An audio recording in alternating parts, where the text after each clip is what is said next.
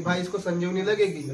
और जब संजीवनी लेने के लिए हनुमान जी निकल गए, उसके बाद रावण तक संदेश पहुंचा कि महाराज हनुमान जी संजीवनी लेने गए। ठीक है, निकलने के बाद उसके बाद रावण ने किसको बुलाया? कालनेमी को। अब मुझे ये बताइए, हनुमान जी निकल पड़े युद्ध भूमि से, संजीवनी की तरफ निकल पड़े, हिमालय की तरफ। उसके बाद संदेश पहुंचा रावण तक कि महाराज हनुमान जी निकल गए संजीवनी लेने के लिए। उसके बाद उसने कालनेमी को बुलाया और बोला हनुमान जी को जाके रोको। अब मुझे बता, हनुमान जी निकलने के बाद कालनेमी आया और उसके पहले वहां जाके उसने अपना भेष बना के एक जगह खड़ी कर दी। तो मुझे ये बताइए, जो पवन के गति से चलने वाले पवन देवता हनुमान जी, पवन पुत्र, पवन की गति से चलने वाले, उससे पहले कालनेमी कैसे पहुंचे? भाई अपन बोलते हैं हनुमान जी पवन की गति से चलते हैं और बात सत्य है, तो फिर कालनेमी उससे पहले कैसे पहुंचे? जब उसको खबर भी बाद में लगी, हनुमान जी निकल पड़े थे, उसके बाद खबर लगी। क्योंकि जब रात्रि होती है ना 11 साढ़े 11 बजे के बाद, उस समय काल रात्रि योग चलता है और उस समय नकारात्मक और सकारात्मक दोनों शक्तियां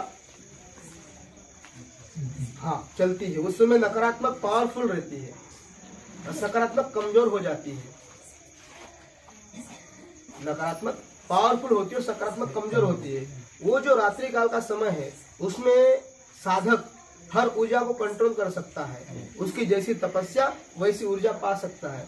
उसमें सात्विक और तांत्रिक से मतलब नहीं होता है, नकारात्मक और सकारात्मक से मतलब नहीं होता। उस समय ऊर्जा इतनी प्रबल होती है कि जिसकी जितनी कैपेसिटी ऊर्जा को झेल सके। इसलिए अधिकतर साधक लोग रात्रि काल में साधना करते, तुरी सांध्या। उस समय दोनों शक्तियां बराबर चलती है। नर्मदा किनारा भी वही एक जगह है जहाँ दोनों भी ऊर्जाएं चलती है, सकारात्मक और नकारात्मक।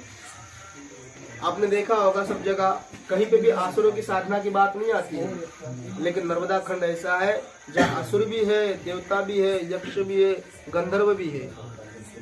गंगा किनारे आपको असुर की तपस्या बताओ मेरे को, कहीं बोल दो।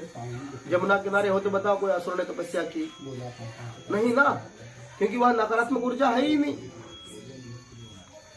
एक नर्मदा खंड ही है जहाँ अखंड ऊर्जा है। वो आपके ऊपर है उस ऊर्जा को कहाँ लगाना है, सकारात्मक में लगाना है या नकारात्मक में लगाना है। लेकिन रात में 11:30 बजे के बाद नकारात्मक शक्ति सबसे प्रबल हो जाती है, पावरफुल हो जाती है। इसलिए हनुमान जी से पहले कालनेमी पहुंच गया था।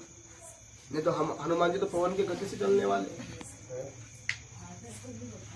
तो नर्मदा खंड में ऐसी बहुत सारी ऊर्जाएं भी है, बहुत सारे स्थान है जिसकी ऊर्जा का एक अलग ही महत्व होता है, पावर होता है।